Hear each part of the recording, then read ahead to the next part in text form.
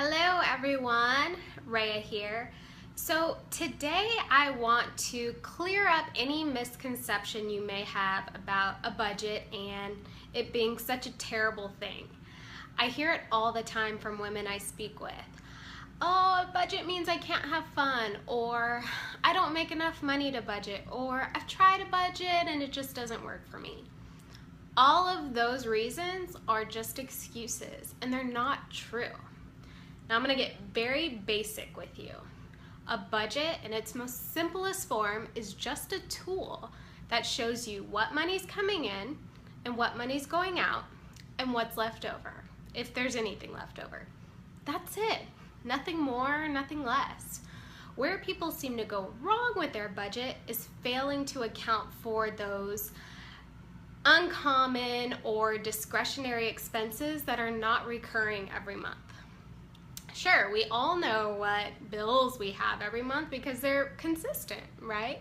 But what about the discretionary spending or the one-off expenses that come up throughout the year? Failing to budget for those things could result in you overspending, you living paycheck to paycheck, or you resorting to debt. So, just a little tip for you guys when you're working through your budget: start with the basics. List out what money you have coming in for the month, what your monthly expenses are, and see what that number is. What do you have left over? Then allocate that leftover amount to savings or to putting extra towards debt. Then what do you have left over? Whatever that number is that you have left over after all of that, after all of your monthly bills, your savings, extra debt payments, use that for the discretionary spending. Use that for a little bit of fun. Now, this number may change every month depending on your situation, or it may stay consistent. Either way, at least you now have a limit on what you can spend on yourself. And now if it's a really high number, think twice about how much you're spending on yourself and not putting into savings.